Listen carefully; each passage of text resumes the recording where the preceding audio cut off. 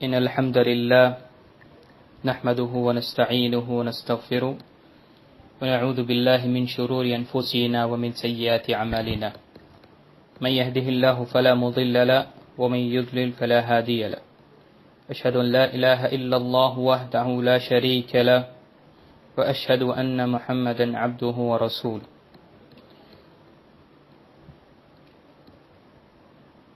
அளவற்றல்லாலும் நிகரற்ற அன்புடையமாகிய அல்லாஹ்வின் திருநாமத்தில் ஆரம்பம் செய்கின்றேன். புகழ் அனைத்தும் இந்த பிரபஞ்சத்தை படைத்து பரிபாலிக்கக்கூடிய ரப்புல் ஆலமீனுக்கே உரித்தாகட்டும். ஸலவாத்தும் ஸலாமும் பெருமானார் முஹம்மது ஸல்லல்லாஹு அலைஹி வஸல்லம் மீதும் அவர்களை பின்பற்றிய உத்தம சஹாபாக்கள் மீதும் தாபிஈன்கள் தபிஈன்கள் அஇம்மாக்கள் முஹத்திஸீன்கள் மற்றும் நீங்கள் அனைவரும் நிலவற்றுமாக இணைத்துக்கூறிய அல்லாஹ் நடிகார்களே, அல்லாஹுடைய மாபெரும் கிருபையினால் நாம் அவனுடைய மார்க்க கல்வியை கற்பதற்காக இந்த வலைத்தளத்தில் கூடியிருக்கின்றோம். அல்லாஹு தஆலா மார்க்க கல்வியை கற்றுக்கொள்ள வேண்டும் என்ற எண்ணத்துடன் சேர்ந்திருக்கக்கூடியவர்களை அல்லாஹு தஆலா அவர்களை கண்ணியப்படுத்துவானாக இந்த உலகத்திலும் மறுமையிலும். கணித்துக்குரிய அல்லாஹ்வின் அடியார்களே, இன்று நாம் பார்க்கக்கூடிய பாடம் அல்லமத்னி அல் உஷ்ருல் அகீர் என்ற புத்தகத்தில் அல்லமத்னி சூரத்துல் ஜும்ஆ, சூரத்துல் ஜும்ஆ எனக்கு கற்றுக் கொடுத்தவை. சூரத்துல் ஜும்ஆ மதனி சூராவாக இருக்கின்றது. குர்ஆனில் 62வது சூராவாக இருக்கின்றது. இதில் 11 ஆயத்துகள் அடங்கியிருக்கின்றன. இந்த சூரத்துல் ஜும்ஆவுடைய சம்பவத்தையும் காரணத்தையும் நாம் அறிந்திருப்போம். இதில் நாம் பெறக்கூடிய படிப்பினைகளை நாம் பார்க்கலாம். முதலில் இந்த சூரா தஸ்பீஹ் சப்பஹ என்ற வார்த்தையை கொண்டு தஸ்பீ செய்யக்கூடிய, அல்லாஹை தூய்மைப்படுத்தக்கூடிய வார்த்தையை கொண்டு ஆரம்பிக்கப்பட்டது. அப்ப இந்த உலகத்தில் இருக்கக்கூடிய அனைத்தும், வானங்கள், பூமிகள், அதற்கு இடையே இருக்கக்கூடிய படைப்பினங்கள், அதில் உள் இருக்கக்கூடிய படைப்பினங்கள் ஒட்டுமொத்தமாக அல்லாஹை துதித்து தூய்மைப்படுத்தி வருகின்றது, தஸ்பீ செய்து வருகின்றது. ஆக இந்த சூரத்துல் ஜும்ஆ நமக்கு கற்றுக் கொடுக்கக்கூடிய விஷயம், நாமும் இந்த பிரபஞ்சத்தில் அல்லாஹ்வை துதிக்கக்கூடியவர்களையும் தஸ்பீ செய்யக்கூடியவர்களில் நாம் ஆக வேண்டும். அதிகமாக அல்லாஹ்வை தஸ்பீ செய்யக்கூடியவர்களாக நாம் ஆக வேண்டும் என்று நமக்கு கற்றுக் கொடுக்கின்றது. அல்லாஹ்வுடைய ஆற்றலை பற்றியும், அவனுடைய ஆட்சி, முழுமையான அந்த ஆட்சியும் அதிகாரத்தை பற்றியும், அவனுடைய அழகிய பெயர்களையும் நிறைவான தன்மைகளை நாம் உணர்ந்து அல்லாஹ்வை நாம் தூய்மைப்படுத்த வேண்டும். கண்டிப்பாக அல்லாஹ்வின் அடியார்களே, அல்லாஹுடைய அழகிய பெயர்களையும் பரிசுத்தமான தன்மைகளையும் நாம சிந்திப்போம் என்றால், அதை கேட்ட உடனேயே அல்லாஹை தஸ்பீ செய்யக்கூடிய நிலைமை நாம் உணர்வோம். நாம் அறியாமலே சுப்ஹான் அல்லாஹ் என்ற அந்த வார்த்தைகள் வரும். ஆக நாமும் இந்த பிரபஞ்சத்தில் தஸ்பீ செய்யக்கூடியவர்களில் ஆக வேண்டும் என்று நமக்கு கற்றுக் கொடுக்கின்றது. இரண்டாவது, அல்லாஹு தஆலா நம் மீது இறக்கிய அருள்கொடைகளில் மகத்தான ஒன்று, நபி முஹம்மது ஸல்லல்லாஹு அலைஹி வஸல்லமை நபியாக அனுப்பி நமக்கு நேர்வழி காட்டக்கூடியவராக அல்லாஹ் நமக்கு இந்த அருளை கொடுத்திருக்கின்றார். நபி ஸல்லல்லாஹு அலைஹி வஸல்லம் அல்லாஹு தஆலா நம்மை படைத்து பிறகு நமக்கு ரிஸ்கை கொடுத்து வீணாக விடவில்லை. மாறாக நபிமார்களை அனுப்பினான். குறிப்பாக கடைசி நபியாக முஹம்மது ஸல்லல்லாஹு அலைஹி வஸல்லமை அனுப்பி, இவர்களை பின்பற்றக்கூடியவர் சொர்க்கத்தில் நுழைவார், இவரை நிராகரிக்கக்கூடியவர் நரகத்தில் சென்று விடுவார் என்ற நன்மாராயமும் மற்றும் எச்சரிக்கையும் நமக்கு சொல்லப்பட்டிருக்கின்றது. ஆக இந்த உலகத்தில் நாம் எப்படி வாழ வேண்டும் என்ற இந்த மரபுகளை கற்றுக் கொடுப்பதற்காக அல்லாஹு தஆலா நபி முஹம்மதை தேர்ந்தெடுத்து அனுப்பினான்.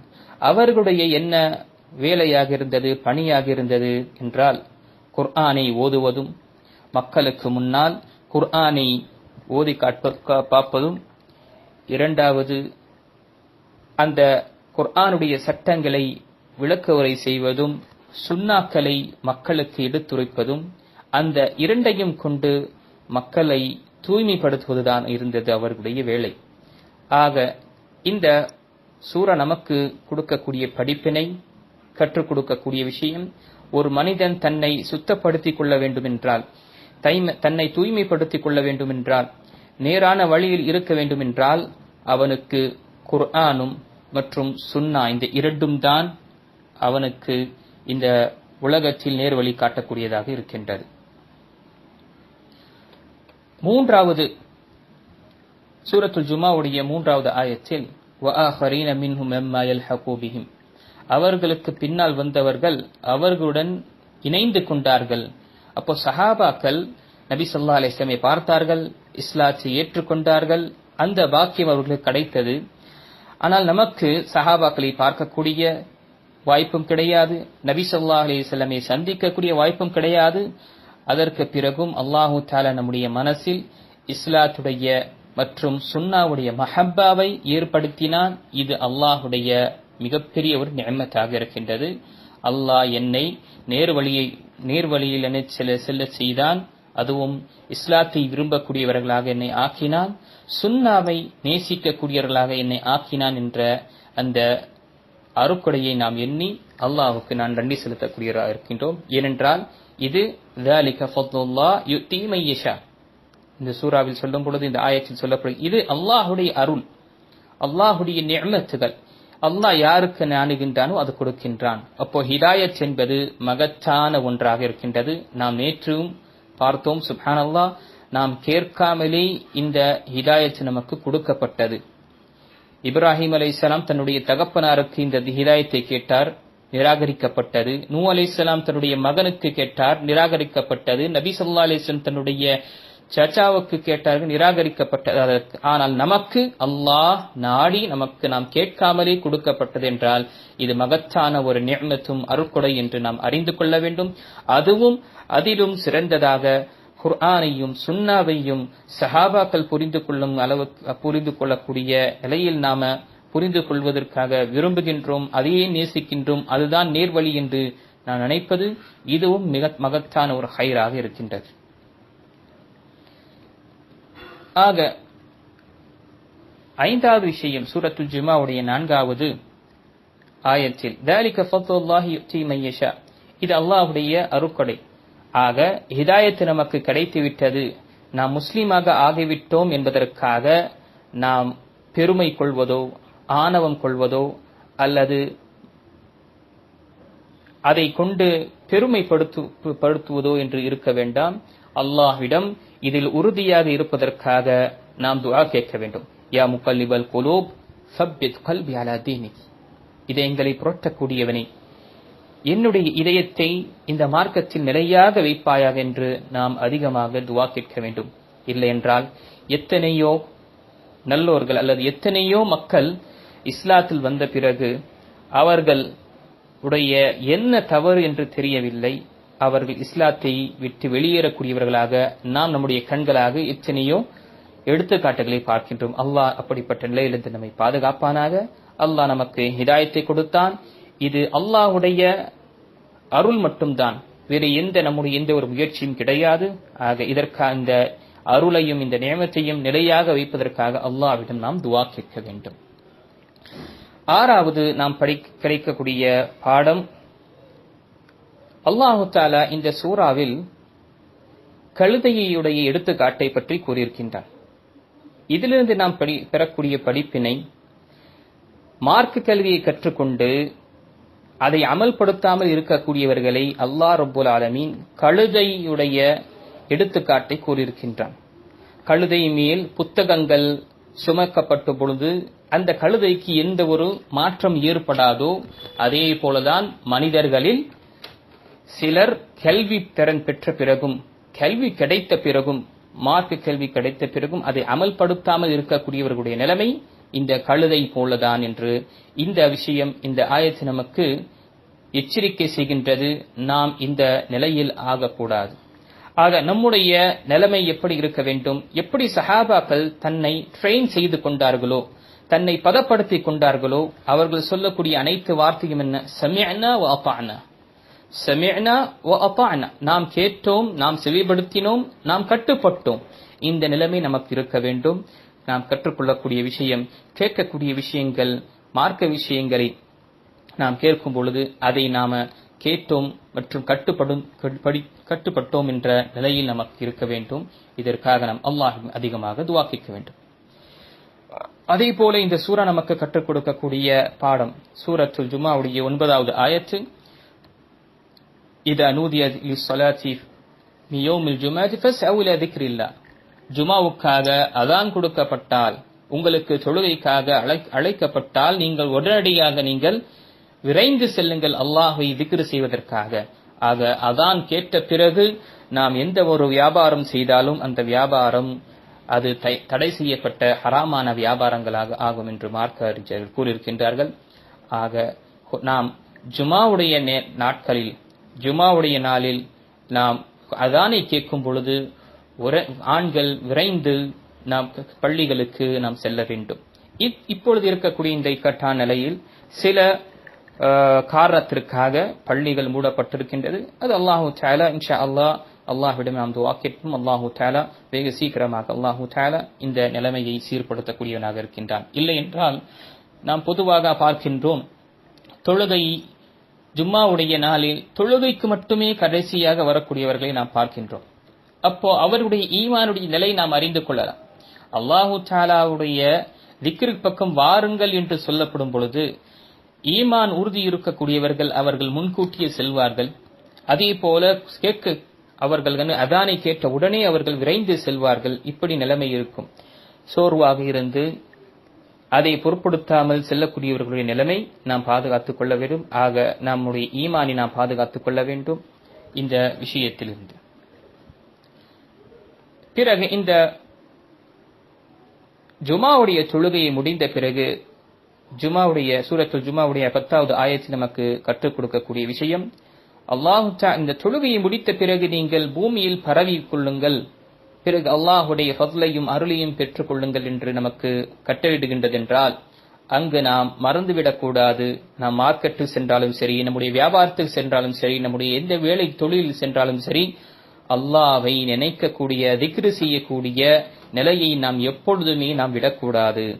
எந்நேரமும் அல்லாஹுடைய திக்ரில் இருப்பதுதான் ஒரு மனிதன் வெற்றி பெறக்கூடிய காரணங்களில் ஒரு மகத்தான ஒரு காரணமாக இருக்கின்றது. ஏனென்றால் அல்லாஹ் தன்னுடைய திருமொழியில் சொல்லும் பொழுது, வத்குருல்லாஹ கஸீரன் லஅல்லக்கும் துஃப்லிஹூன், அல்லாஹ்வை நீங்கள் அதிகமாக திக்ர் செய்யுங்கள், அல்லாஹ்வை அதிகமாக நீங்கள் நினைப்பு கொள்ளுங்கள், லஅல்லக்கும் துஃப்லிஹூன், நீங்கள் வெற்றி பெற்று விடுவீர்கள் என்று. கடைசியாக இந்த சூறாவில் நாம் பெறக்கூடிய படிப்பினை, சுப்ஹானல்லாஹ், சஹாபாக்கள் எவ்வளவு உண்மையாளர்களாக இருந்தார்கள், எவ்வளவு அமானிதமானவர்களாக இருந்தார்கள் என்ற இந்த நிலையில் நாம் அறிந்து கொள்ளலாம். இந்த சூறாவில் சஹாபாக்களை பற்றி சில அவர்கள் செய்த தவறை இங்கு சுட்டி காட்டியிருக்கின்றது.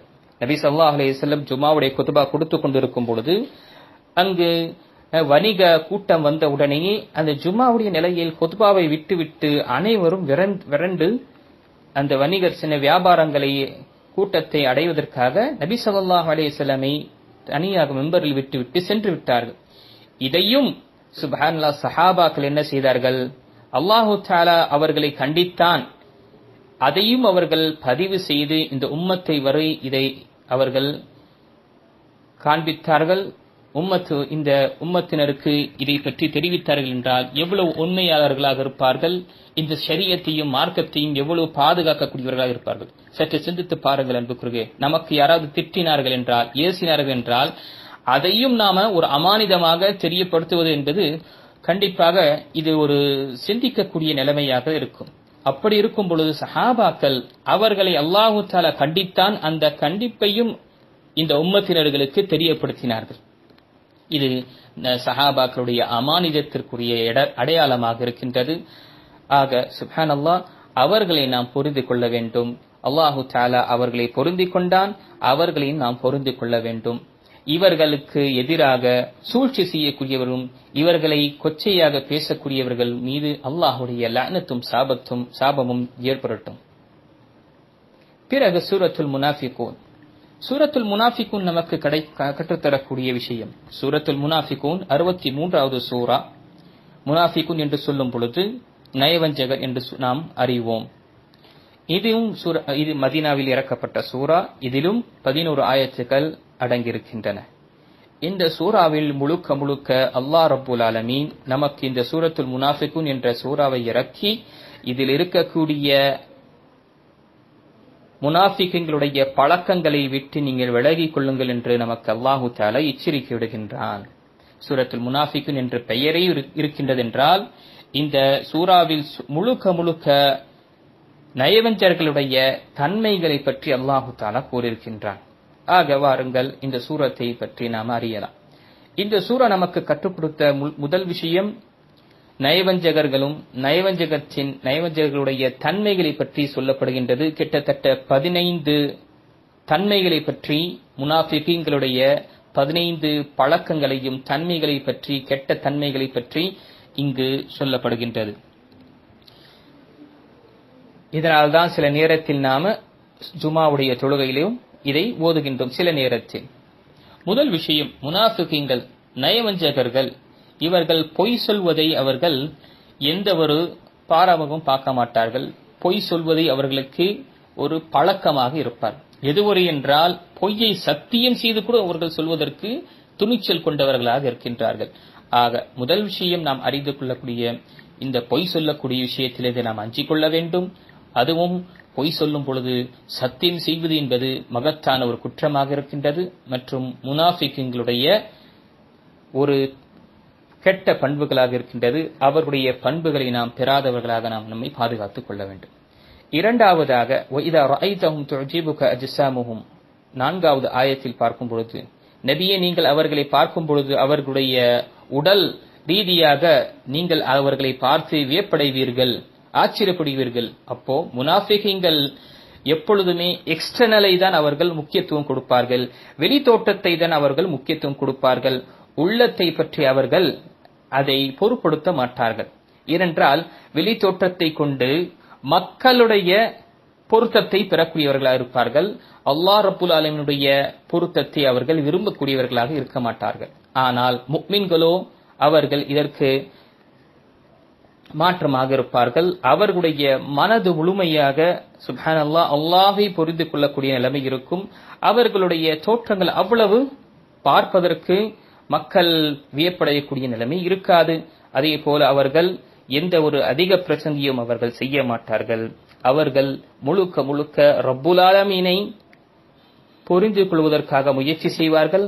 அதனால் ரப்புல் ஆலமீனும் புரிந்து கொள்வான், மக்களும் புரிந்து கொள்வார்கள். இப்போ இந்த ஆயத்தில் நாம் பெறக்கூடிய படிப்பினை, நமக்கு கற்றுத்தரக்கூடிய பாடம், நாம் வெளித்தோற்றத்தில் எவ்வளவு அழகாக இருக்கட்டும், எவ்வளவு நம்மை சிறப்பாக நாம் ஆக்கிக் கொண்டாலும் நம்முடைய உள்ளத்தை பற்றி நாம சிந்திக்க கடமைப்பட்டுள்ளோம். நம்முடைய உள்ளம் நம்முடைய வெளிய தோற்றத்தை போல இருக்குமே ஆனால் அது நமக்கு ஹைராக இருக்கின்றது. இல்லை, வெளித்தோற்றம் மற்றும் சிறப்பாக இருக்கின்றது, ஆனால் நம்முடைய உள்ளம் முழுமையாக பாவங்களை முழு இருக்கின்றது, அல்லாஹுக்கு முரணு செய்து கொண்டிருக்கின்றது என்றால் அதை கொண்டு நாம் அஞ்சிக் கொள்ள வேண்டும்.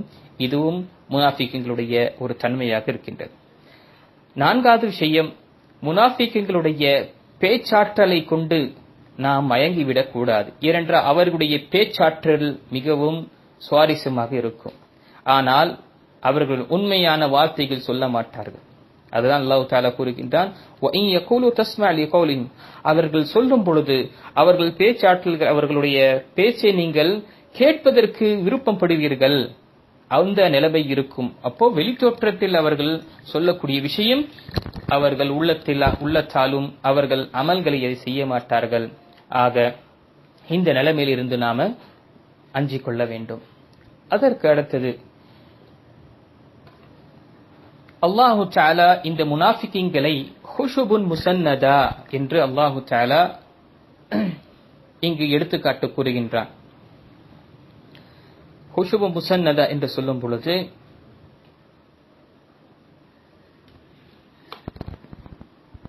இவர்களுக்கு எடுத்துக்காட்டு அல்லாஹ் ரப்புல் ஆலமீன் சொல்லும் பொழுது சுவரில் சாய்ந்து வைக்கப்பட்ட மரங்கள் போன்று இருப்பார்கள் என்று சொல்லப்பட்டது. அப்போ ஒரு சுவரில் சாயப்பட்ட ஒரு மரம், அதற்கு எந்த ஒரு சக்தியும் கிடையாது.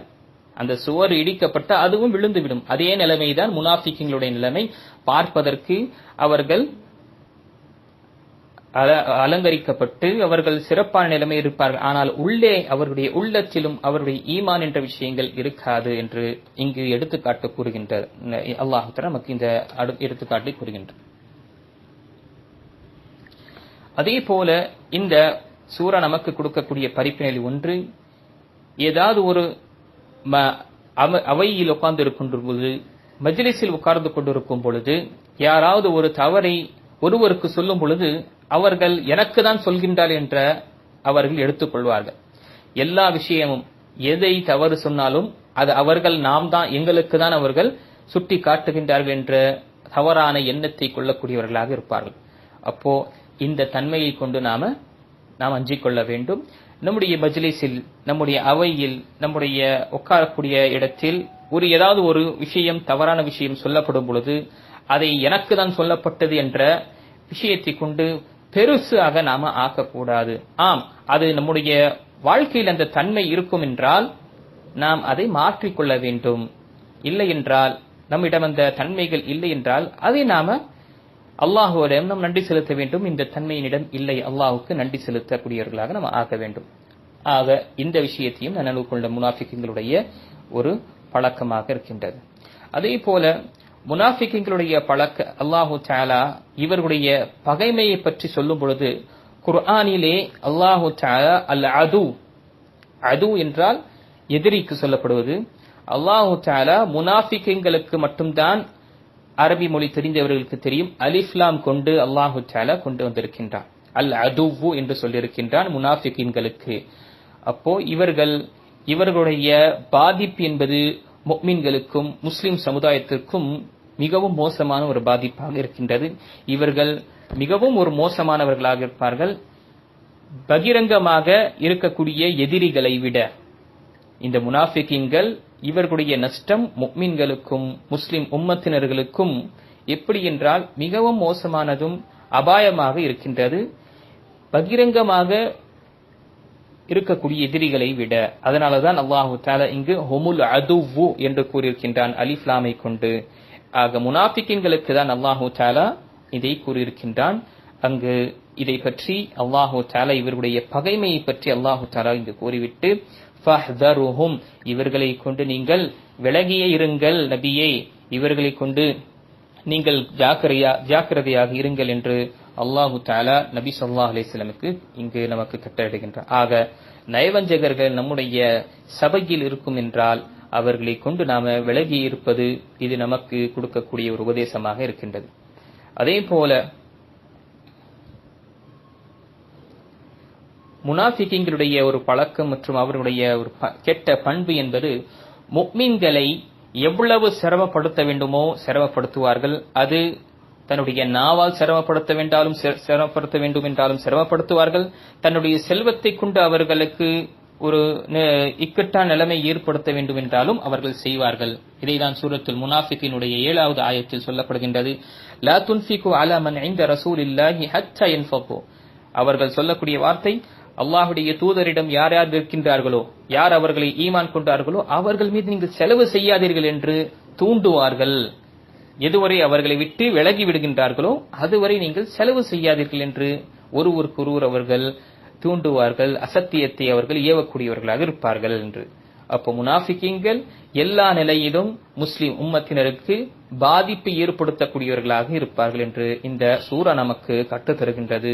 இவர்கள் மற்றும் இவர்களுடைய தன்மை கெட்ட பண்புகளை கொண்டு நாம் அஞ்சிக் கொள்ள வேண்டும். இந்த கெட்ட பண்புகள் நம்மிடம் வராதவரை நாம் அல்லாஹ்விடம் உதவி தேட வேண்டும். அதே போல இந்த சூரா நமக்கு கற்றுத்தரக்கூடிய விஷயம், இந்த முனாஃபிகீன்களும் நயவஞ்சகர்களும் எதிரிகளும் பகைவர்களும் குஃபார்களும் முஷ்ரிக்கீன்களும் இவர்கள் என்ன சூழ்ச்சி செய்தாலும், என்ன இந்த முஃமின்களுக்கு முஸ்லிம் சமுதாயத்தை இழிவுபடுத்த விரும்பினாலும், இஸ்ஸா என்பது, கண்ணியம் என்பது, மரியாதை என்பது, ரெஸ்பெக்ட் என்பது முஃமின்களுக்கு மட்டும்தான் என்று அல்லாஹு தஆலா திட்டவட்டமாக சூரத்துல் முனாஃபிக்குடைய 8வது ஆயத்தில் அல்லாஹ் தஆலா கூறுகின்றார், வலில்லாஹில் இஸ்ஸத்து வலி ரசூலிஹி வலில் முஃமினீன். அல்லாஹ்வுக்கு தான் கண்ணியமும் மரியாதையும், பிறகு அவருடைய தூதருக்கும் அவரை பின்பற்றிய முஃமின்களுக்கு தான் கண்ணியம் மரியாதை என்று வலக்கின்னல் முனாஃபிகுன லா யஅலமூன். ஆனால் நயவஞ்சகர் இதை பற்றி அவர்களுக்கு அறிவு சற்றும் கிடையாது என்று அல்லாஹ் கூறுகின்றார். ஆக எவ்வளவு சூழ்ச்சிகள் செய்தாலும் சரி, கண்ணியம் என்பது அது முஃமின்கள் அல்லாஹை ஏற்றுக்கொண்டவர்களை மட்டும்தான் இருக்கும். படைத்த ரப்பை வணங்கக்கூடியவர்களுக்கு மட்டும்தான் அவர்களுக்கு கண்ணியம் என்பதே இருக்கின்றது. அதே போல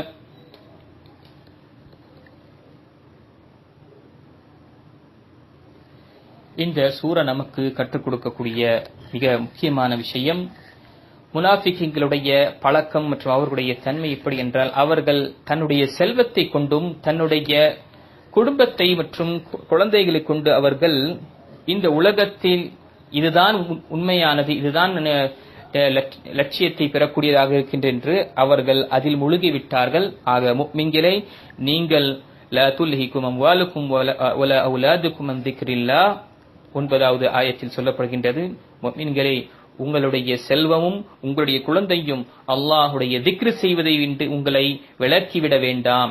ஏனென்றால் இது மகத்தான உலகத்தினுடைய உங்களுடைய மார்க்கத்தை அழிக்கக்கூடிய விஷயமும் மறுமையை அழிக்கக்கூடிய விஷயம். எப்படி முனாஃபிக்குகளுடைய அவருடைய தீனையும் அழித்து விட்டது, அவருடைய மறுமையும் அழித்து விட்டதோ, அப்படியே உங்களுடைய தீனையும் மறுமையும் அழித்துவிடும் என்று எச்சரிக்கை விடப்படுகின்றது. அல்லாஹு தஆலா நமக்கு செல்வத்தை கொடுத்திருக்கின்றான், குழந்தையை கொடுத்திருக்கின்றான் என்றால் அல்லாஹு தஆலாவுக்கு நாம் நன்றி செலுத்த வேண்டும். அதை சரியான முறையில் நாம பயன்படுத்த வேண்டும். ஏனென்றால் இந்த சூராவில் நமக்கு கற்றுத்தரக்கூடிய விஷயம், சில நம்முடைய குழந்தைகள், நம்முடைய செல்வம், நம்முடைய மனைவிமார்கள் இவர்கள் நமக்கு சோதனையாகவே இருப்பார்கள் என்று அல்லாஹ் தஆலா கூறுகின்றார். எதற்காக சோதனை என்று கூறுகின்றான்?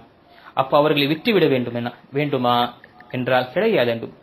இந்த விஷயத்தை அல்லாஹு தஆலா செல்வத்தை கொடுத்து, குழந்தை பாக்கியத்தை கொடுத்து, மனைவிகளை கொடுத்து அல்லாஹு தஆலா சோதிக்க விரும்புகின்றான். இப்போ சோதனை என்று வரும் பொழுது, இந்த சோதனையில் நாம நிலையாக இருக்கும் பொழுது அல்லாஹு தஆலா இந்த வார்த்தையை கூறிவிட்டு, இதில் யார் சரியான முறையில் இவர்களுக்கு உரிமையை கொடுக்கின்றார்களோ, இவருக்கு சரியான பராமரிப்பு செய்கின்றார்களோ, இவர்களுக்கு கண்ணியம், இவர்களுக்கு தான் மகத்தான கூலி உண்டு என்று அல்லாஹு தஆலா தன் திருமறையில் கூறுகின்றார். ஆக குழந்தை பாக்கியமும் செல்வமும் மற்றும் மனைவி குடும்பம் என்பது இது ஒரு சோதனையாக இருக்கின்றது. இதை சரியான முறையில் நாம பயன்படுத்துவதனால் நமக்கு இதில் அஜரும் கூலியும் உண்டு. இதை நாம் சரியாக பயன்படுத்தாமல் இதை நாம் புறக்கணித்தோம், அல்லது இதனுடைய மஹப்பாவிலும் இதனுடைய நேசத்திலும் நாம முழுகிவிட்டோம், அல்லாஹுடைய திக்ரை கொண்டு நாம் விலகிவிட்டோம் என்றால் இது நமக்கு பாதகமாக ஆகும், இது நமக்கு ஒரு சுமையாக ஆகும். ஆக அல்லாஹு தஆலா நமக்கு அருள்கொடையை கொடுத்திருக்கின்றான் என்றால் அது நம்முடைய உடல் ஆரோக்கியமாக இருக்கட்டும், அது நம்முடைய செல்வமாக இருக்கட்டும், நம்முடைய குடும்பமாக இருக்கட்டும், இது அனைத்துமே சரியான முறையில் நாம் இதை பராமரிப்பு செய்வதும் இதனுடைய உரிமைகளை கொடுப்பது என்பதுதான். இதனால் நாம் வெற்றி பெறுவோம். இல்லை என்றால் அல்லாஹு தஆலா பாதுகாக்க வேண்டும். நயவஞ்சகர்கள் எப்படி இதை கொண்டு அவர்கள் அல்லாஹுடைய திக்ரை விட்டு விலகினார்களோ அதே நிலைமை ஆகும். அல்லாஹ் நம்மை பாதுகாக்க வேண்டும்.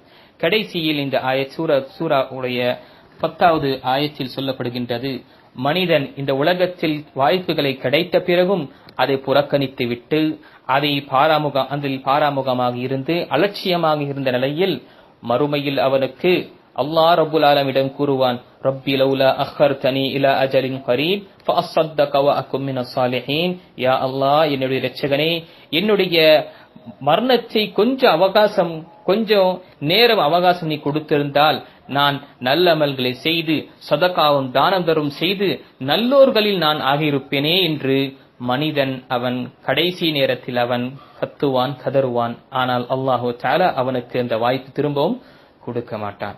ஆக அல்லாஹு தஆலா நமக்கு இந்த உலகத்தில் வாய்ப்பு கொடுத்திருக்கின்றான். அல்லாஹ் நமக்கு கொடுத்த விஷயத்தை கொண்டு நாம் செலவழிக்க வேண்டும். நம்முடைய காசை கொண்டு செலவழிக்க வேண்டாம். அல்லாஹ் கொடுத்த விஷயத்தை கொண்டு நாம் செலவழிங்க. அல்லாஹு தஆலா கொடுத்த விஷயத்தை நாம் செலவழிங்க. அப்போ நாம் பார்க்கும் பொழுது ஒட்டுமொத்தமாக கொடுத்தது அல்லாஹ் ரப்புல் ஆலமீன் தான். அப்போ நமக்கு என்று ஒண்ணுமே கிடையாது என்றால் நம்மால் முடிந்தவரை நாம இதை சரியான முறையில் பயன்படுத்த வேண்டும். அதே போல சரியான முறையில் இதை நாம் சரியான நிலையில் இதை நாம பயனுள்ளதாக ஆக்க வேண்டும். கடைசியாக இந்த சூராவுடைய 11வது ஆயத்தில் வல்லாஹு ஹபீரும் பிமா தஅமலூன், நீங்கள் சுப்ஹானல்லாஹ் இந்த வார்த்தை நமக்கு அல்லாஹு தஆலா நீங்கள் செய்யக்கூடிய அனைத்து விஷயத்தை பற்றியும் அறியக்கூடியவன் என்று இந்த ஆயத்து நமக்கு கற்றுக் கொடுக்கக்கூடிய விஷயம். நம்முடைய நிய்யாவையும் நம்முடைய எண்ணங்களை நாம் சீர்படுத்திக் கொண்டே இருக்க வேண்டும், முயற்சி செய்ய வேண்டும். நல்ல அமல்களை செய்வதற்காக நாம நல்ல அமல்களை செய்வதற்காக முயற்சி செய்ய வேண்டும். அதில் நாம் உறுதியாக இருக்க வேண்டும். அதிலிருந்து நாம கொஞ்சம் நமக்கு அந்த முயற்சி நம்மிடம் விட்டு விலகிவிட்டது அல்லது நாம எங்களால் முடியாத நிலைமை இருக்கும் பொழுது கடைசியாக நம் மனசுல நல்ல அமல்களை செய்வதற்காக எண்ணத்தை நாம் கொள்வோம். ஏனென்றால் மனசால் நாம் எண்ணம் கொள்ளக்கூடிய விஷயத்தை அதற்கும் அல்லாஹு தஆலா கூலியை வைத்திருக்கின்றான். ஆக நாம் செய்யக்கூடிய அனைத்து விஷயத்தையும் அது பகிரங்கமாக செய்தாலும் மறைமுகமாக நாம் செய்யக்கூடிய அனைத்து விஷயத்தையும் அல்லாஹ் ரப்புல் ஆலமீன் அறியக்கூடியவனாக இருக்கின்றான். இது அனைத்தும் அல்லாஹு தஆலா இதை பதிவு செய்கின்றான். இதற்கு முன்னால் சூராவில் நாம் பார்த்தோம், அஹ்ஸாஹுல்லாஹு வ நஸூ, நாம் மறந்து விட்டாலும் அல்லாஹ் ரப்புல் ஆலமீன் அதை கணக்கிட்டு நமக்கு தெரியப்படுத்துவான். ஆக நல்ல அமல்களை செய்வதற்காக முயற்சி செய்ய வேண்டும். நம்மால் அதை செய்ய முடியவில்லை என்றால் நம் மனசால அந்த அமல்களை செய்ய வேண்டும் என்று நிய்யத்துக் கொள்வோம். கண்டிப்பாக அல்லாஹ் தஆலா நமக்கு உதவி செய்வான். அப்படி இல்லை என்றால் அதனுடைய நன்மையும் அஜரும் நமக்கு கிடைத்தே தீரும். மற்றும் நாம் என்ன அமல்களை செய்தாலும் நாம் தனிப்பட்ட முறையில் மறைமுகமாக நம்முடைய உள்ளத்தில் நாம என்ன ஒரு விஷயத்தை நினைத்தாலும் அல்லாஹ் அறியக்கூடியவனாக இருக்கின்றான் என்று நாம் எண்ணி நம்முடைய வாழ்க்கையை நாம் அமைத்துக் கொள்ள வேண்டும். அல்லாஹு தஆலா இன்ஷா அல்லாஹ் நாம் அடுத்த சூரத்துல் தகாபுன் நாம் இன்ஷா அல்லாஹ் வரக்கூடிய நாட்களில் நாம் பார்க்கலாம். அல்லாஹு தஆலா சொல்லக்கூடியவனுக்கும் கேட்கக்கூடிய அனைவர்களுக்கும் இந்த சூறாக்கள் நமக்கு கற்றுத்தந்த படிப்பினைகளை நாம் நம்முடைய மனசில் பதிய வைத்து நம்முடைய வாழ்க்கையில் இதை அமல்படுத்தக்கூடியவர்கள் அல்லாஹ் நம்மை ஆக்கியருள்வானாக. மற்றும் முனாஃபிகீன்களுடைய தன்மைகளை பற்றியும் அவர்களுடைய கெட்ட பண்புகளை பற்றியும் இங்கு சொல்லப்பட்டது. அல்லாஹ் நம்மை இந்த முனாஃபிகீன்களை அறிந்து கொண்டு இவர்களுடைய தன்மைகளில் இருந்து நாம் விலகி இருந்து அல்லாஹுடைய அருளை நாம் தேடக்கூடியவர்களாக அல்லாஹ் நம்மை ஆக்கியருள்வானாக. நாம் முடிந்தவரை நம்முடைய செல்வத்தை கொண்டும் நம்முடைய ஆற்றலையும் நம்முடைய பொருளாதாரத்தை கொண்டு மக்களுக்கு உதவி செய்யக்கூடியவர்களாக அல்லாஹ் நம்மை ஆக்கியருள்வானாக. கடைசியாக ஒரு விஷயத்தை நாம் தெரியப்படுத்த விரும்புகின்ற என்பவர்களே, இப்பொழுது இருக்கக்கூடிய ஊரடங்கில் சில நாட்கள் ரமதானுடைய காலத்திற்காக கடைகள் திறக்கப்படும் என்று சிலருடைய செய்திகள் வருகின்றது. என்ன ஆனாலும் சரி, வரக்கூடிய நாட்கள் எவ்வளவு நாள் இந்த ஊரடங்கு நீடிக்கும் என்று தெரியாது. மக்கள் சிரமத்தில் இருக்கின்றார்கள். அல்லாஹு தஆலா நமக்கு செல்வத்தை கொடுத்திருக்கின்றார் என்றால் அதை நாம் மக்களுக்கு செலவழிப்பதற்காக நாம் செலவு செய்யலாம். இந்த வருடம் நாம் ஈதுடைய பெருநாளுக்காக எந்த ஒரு ஷாப்பிங்கும் செய்யாமல் நம்முடைய இருக்கக்கூடிய விஷயத்தை நாம அதை பயன்படுத்திக் கொண்டு மக்களுக்கு உதவி செய்வதற்கும் அல்லது கையேந்தி மக்களிடம் நாம் வாங்கக்கூடிய நிலைமை ஆகாத அளவுக்காக நாம் பார்த்துக் கொள்ள வேண்டும். ஏனென்றால் சூழ்ச்சிகள் நடந்து கொண்டிருக்கின்றன. ஆக இந்த நிலைமை நாம் சிந்திக்க கடமைப்பட்டுள்ளோம். இது நம் மீது செய்யக்கூடிய கருணையா அல்லது நம் மீது நமக்கு ஒரு சூழ்ச்சியை இவர்கள் தீட்டுகின்றார்களா என்று நாம நினைக்க வேண்டும். எப்பொழுது மஸ்ஜிதுகள் மூடப்பட்டிருக்கின்றதோ, ஐவேளை தொழுகை தொழுவதற்கு தடை செய்யப்பட்டிருக்கின்றது, ஸலாத்து தராவி தராபிடைய தொழுகையை ஜமாத்துடன் தொழக்கூடாது என்று தடை செய்யப்பட்டுள்ளது, இஃப்தார் மற்றும் நோன்புகளுக்காக கஞ்சியை செய்வதும் அதற்கு மக்களிடம் பரிமாறுவதும் வழங்குவதும் இதையும் தடுத்திருக்கின்றார்கள். எதுவரை என்றால் வரக்கூடிய காலங்கள் அல்லாஹ் ஆலம் இந்த ஊரடங்கு எதுவரை நீடிக்கும் என்று தெரியாது. ஈதுடைய தொழுகையும் வீட்டிலே தொழுது கொள்ளுங்கள் என்று சட்டம் வந்தாலும் வரும். அதே நிலைமைதான் இருக்கின்றது நான் நினைக்கின்றோம். மற்றும் அரசு அலுவலகங்கள் அனைத்துமே மூடப்பட்ட இந்த நிலையில் என்ன காரணம்? துணிமணிகள் இந்த கடைகள் திறக்கப்பட வேண்டும் என்று, ஷாப்பிங் மால் திறக்கப்பட வேண்டும் என்று. இப்ப இவர்கள் இந்த சங்கிகளும் கூடிய சூழ்ச்சியினால்தான் இவர்களிடம் இருக்கக்கூடிய இவர்கள் செய்த இந்த பிசினஸ் துணிமணிகள் வாங்கி இருக்கக்கூடிய விஷயத்தை விற்று இவர்கள் பொருளாதாரத்தை திரட்டலாம் என்று முயற்சி செய்கின்றார்கள். இந்த நிலையில் நாம சிந்திக்க கடமைப்பட்டுள்ளோம். ஒட்டுமொத்த முஸ்லிம் சமுதாயமும் இதை சிந்தித்து இந்த வருடம் நாம் இந்த ஈதுடைய நாட்களில் அனைவரும் நம்மிடம் இருக்கக்கூடிய சிறந்த ஆடைகளை நாம் அணிந்து அல்லாஹை நாம புகழ்ந்தவர்களாக நாம இந்த ரமதானை முடிக்கக்கூடியவர்களாக நாம் ஆக வேண்டும். அல்லாஹ்விடம் புத்தாடைகள் அணிய வேண்டும் என்ற அவசியம் கிடையாது. சிறந்த ஆடைகளை அணிந்து அல்லாஹுக்கு நன்றி செலுத்தக்கூடியவர்களாக இருக்க வேண்டும். மற்றும் அல்லாஹை துதித்த வண்ணமாகவும் தூய்மைப்படுத்திய வண்ணமாகவும் தக்பீரை சொன்ன வண்ணமாகவும் நாம் இருக்க வேண்டும். ஆக இந்த நிலையில் நாம் சிந்திக்க கடமைப்பட்டுள்ளோம். இந்த ஈதில் நாம எந்த ஒரு பர்ச்சேசிங்கும் நாம் செல்லக்கூடாது. ஏனென்றால் இவர்கள் செய்யக்கூடிய சூழ்ச்சிகள், ஒன்று இவர்களுடைய வணிகத்தை திரட்ட வேண்டும், பொருளாதாரத்தை திரட்டி இருக்க போட்ட அனைத்து விஷயத்தையும் அவர்கள் செய்த அனைத்து கேபிட்டலையும் எடுத்துக்கொள்ள வேண்டும் என்று முயற்சிக்கின்றார்கள். இரண்டாவது, எப்படி இதற்கு முன்னால் கொரோனா வைரஸ் முஸ்லிம்கள் தான் இந்த இன்னார் தப்லீக் ஜமாத் செய்ய தரப்பில் தான் பரவிய என்று வதந்தியை பரப்பினார்களோ அவர்களுடைய நோக்கம் முஸ்லிம் சமுதாயத்தை எப்படியாவது அழிக்க வேண்டும் என்றுதான், எப்படியாவது இவர்கள் மீது எல்லா நிலையிலும் இவர்களை சிரமப்படுத்த வேண்டும் என்றுதான் இவர்கள் நினைக்கின்றார்கள். ஆகையால் தான் முஸ்லிம்களுடைய பெயரை கொண்டு இவர்கள் ஒவ்வொரு விஷயத்தையும் இவர்கள் செய்கின்றார்கள். நாம் மனிதாபமாக இதை சிந்தித்தால் கண்டிப்பாக எவரும் இதை ஏற்றுக்கொள்ள மாட்டார்கள். அதையும் அவர்கள் செய்கின்றார்கள் என்றால் இவர்கள் முழுக்க சூழ்ச்சியை செய்கின்றார்கள். ஆக எதுவரை என்றால் நாம் வடநாட்டுகளை நாம் பார்க்கின்றோம். வட மாநிலத்தில் முஸ்லிம்கள் விற்கக்கூடிய காய்கறிகள் வாங்க வேண்டாம் என்று பிஜேபி எம்பிக்கள் அவர்கள் வலியுறுத்துகின்றார்கள். அல்லாஹ் பாதுகாக்க வேண்டும். ஆக இவர்கள் இந்த விஷயத்தில் ஓய மாட்டார்கள். நாம் இங்கு சிந்திக்க கடமைப்பட்டுள்ளோம். இந்த வருடத்தில் நாம் செய்யக்கூடிய விஷயம், நம்மிடம் இருக்கக்கூடிய காசு பணம் அதை வைத்து சேமித்துக் கொள்ள வேண்டும். நமக்கு எதுவரை இந்த ஊரடங்கு இருக்கும் என்று தெரியாது. ஆக இருக்கக்கூடிய பணத்தை வைத்து நாம சிக்கனமாக நாம் செலவழிக்க வேண்டும். அல்லாஹ் நாடினான், அல்லாஹ் நமக்கு கொடுத்திருந்தால் மக்களுக்கு கொடுத்து உதவ வேண்டும். எப்படி நாம இந்த ரமதானில் நாம கொடுத்து வழங்குகின்றோமோ அதே போல நாம இன்னும் அதிகமாக கொடுத்து வழங்க வேண்டும்.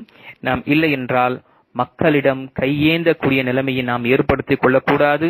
நாம் ஆடம்பரத்தையோ அல்லது நம்முடைய ஆடம்பரத்தை நாம் செய்யக்கூடாது. அத்தியாவசியமான தேவைகளை மட்டும் நாம் வாங்கி நாம் எவ்வளவு முடியுமோ இந்த ஊரடங்கில் நாம் வீட்டில் இருப்பது நமக்கு பாதுகாப்பாக இருக்கின்றது.